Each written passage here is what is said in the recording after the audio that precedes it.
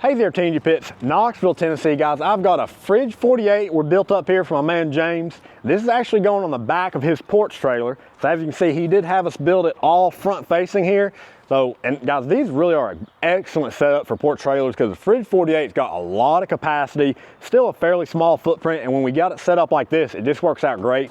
Let's check her out here. Now in the smoke chamber here, you do have your 3 sliding trays. All fridges have at least minimum of 3 grates in them. Now this is a reverse flow smoker, so we've got 2 removable plates down in here. You can pick them up out of there, clean up underneath them. And what they do is they direct the smoke all the way across the bottom and then back out of the stack. Just makes for a little bit more even cook temperature inside the chamber. Still got your 1-inch ball valve grease drain down there. TMG Tell True thermometers made in the USA.